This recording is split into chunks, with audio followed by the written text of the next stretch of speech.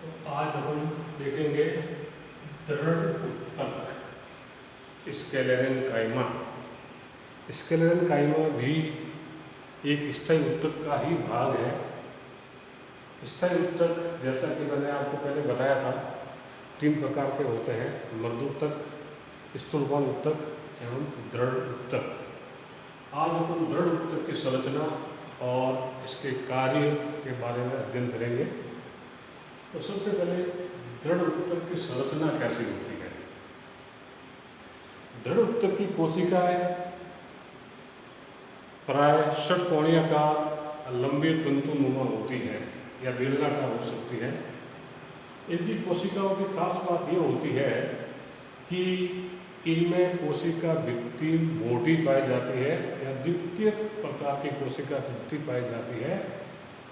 इनकी कोशिका भित्ति में लिग्निन का निक्षेपण होता है, जिसकी वजह से इसकी कोशिका भित्ति सख्त हो जाती है, हार्ड हो जाती है एवं इसकी कोशिकाओं के अंदर जीव द्रव्य एवं केंद्रक विलुप्त हो जाता है। जीव द्रव्य एवं केंद्रक का अभाव होता है, अतः यह कोशिका मृत प्रकार की होती है एवं कोशिका के बीचों बीच में बिल्कुल एक खाली जगह बन जाती है, जिसको ल्यूमेन बोलते हैं या गुहिकाएं बोलते हैं। इनकी कोशिका में कोई भी अंतराकोशिकीय स्थल नहीं पाए जाते हैं, अतः यह कोशिका चूंकि इसमें जीव द्रव्य प्रोटोप्लास्ट और केंद्रक नहीं होता है, इसलिए स्केलेरन काइमा की कोशिका को या दृढ़ उत्तक की कोशिका प्राय मृत होती है। और यह कोशिकाएं जब अपन सैफरेनिन से स्टेन करते हैं तो ये सैफरेनिन का स्टेन लेती हैं। पौधे में स्केलेरन काइमा कहाँ पाया जाता है, तो पौधे में मुख्य रूप से जो दृढ़ उत्तक है या स्केलेरन काइमा है वो पौधे की अधित्वचा, पौधे के जाइलम, अधित्वचा, कभी कभी पौधे की पेरिसाइकल में भी दृढ़ उत्तक पाया जाता है। अब दृढ़ उत्तक 2 प्रकार का होता है या दृढ़ उत्तक को 2 समूहों में विभाजित किया जा सकता है। पहला है तंतु या फाइबर, दूसरा है स्केलेरिड्स। तंतु क्या होते हैं, तंतु की संरचना कैसी होती है, तो तंतु लंबे नुकीले बेलनाकार संरचना के होते हैं। इनकी कोशिका भित्ति प्राय मोटी होती है, दोनों सिरे नुकीले होते हैं या घोटे भी हो सकते हैं, जबकि स्केलेरिड्स प्राय समव्यासी होते हैं, एकल कोशिकीय हो सकते हैं या इसका आकार और प्रकार उस कोशिका पे निर्भर करता है जिससे इसकी उत्पत्ति होती है। अब जो तंतु है, तंतु को 2 ग्रुप में विभाजित किया जाता है। पहला है वुड फाइबर या जिसको हाइड फाइबर भी कहते हैं, और यह तंतु प्राय जाइलम से या द्वितीयक जाइलम से प्राप्त होते हैं। चूंकि इसकी कोशिकाएं मृत होती है, अतः यह तंतु भी मृत होते हैं एवं पौधे को यांत्रिक दृढ़ता प्रदान करते हैं। दूसरा तंतु है जिसको कहते हैं बास्ट फाइबर। ये तंतु बड़े उपयोगी होते हैं और इन तंतुओं की उत्पत्ति या व्युत्पत्ति फ्लोएम से होती है। ये फ्लोएम से बनने वाले तंतु होते हैं। कुछ पौधों में ये प्राइमरी फ्लोएम से भी बनते हैं, कुछ पौधों में ये द्वितीयक फ्लोएम से भी बनते हैं।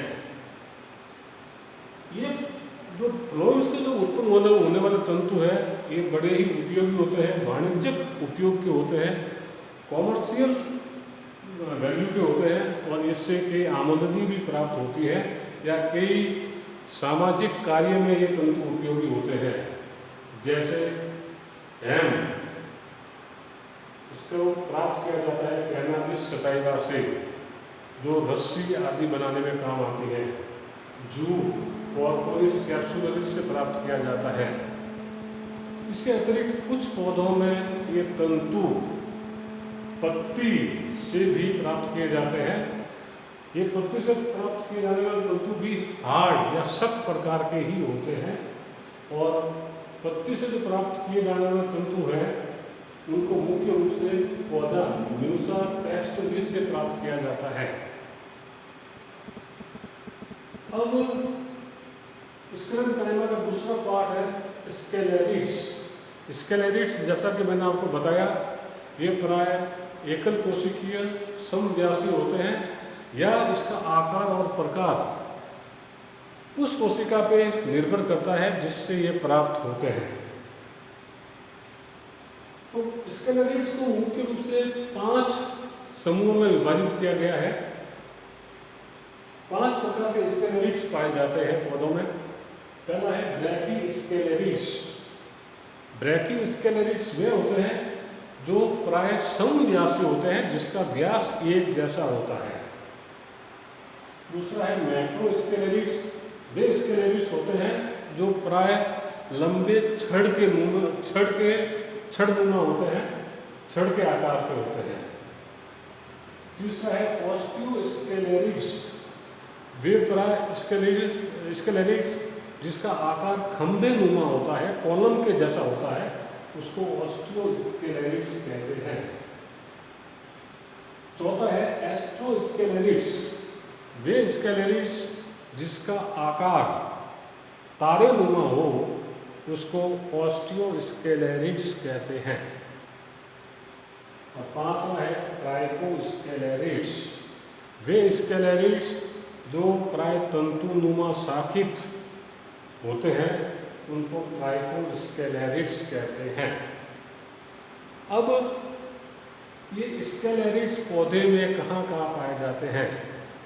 तो ये स्केलेरिड्स पौधे में एपिडर्मिस, वल्कूट, पीथ में ये स्केलेरिड्स पाए जा सकते हैं। उनके उदाहरण निम्नानुसार है।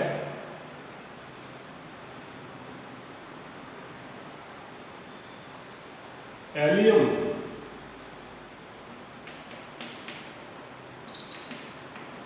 एलियम में ये स्केलेरिड्स एपिडर्मिस के अंदर पाए जाते हैं।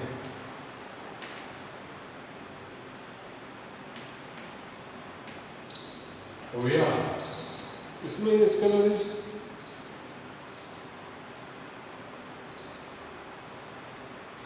वेस्कुलर टिश्यू में ये स्केलेरिड्स पाए जाते हैं।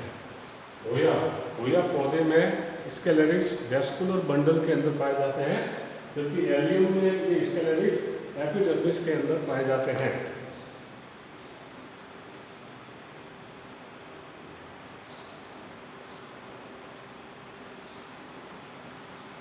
तो यह है स्केलेरिड्स के बारे में।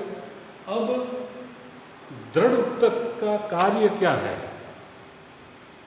क्या दृढ़ उत्तक पौधे में क्या कार्य करते हैं, या पौधे में इसका क्या उपयोगिता है, क्या रोल होता है? तो दृढ़ उत्तक का पौधे में मुख्य कार्य, जैसा कि मैंने बताया, इसकी कोशिका भित्ति में लिग्निन का निक्षेपण होता है।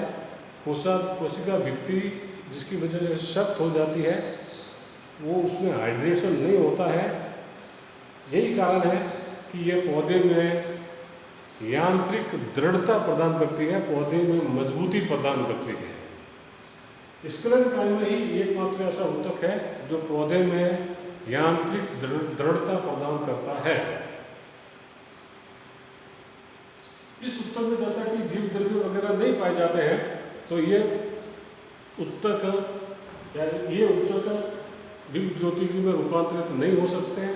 इसमें डीएनए आदि का निर्माण नहीं होता है।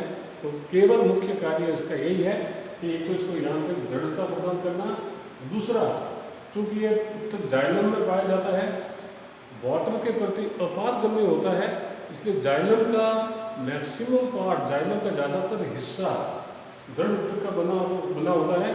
और यही कारण है कि पानी के प्रति अपारगम्य होने से यह जाइलम में जल का संवहन करने में मदद करता है।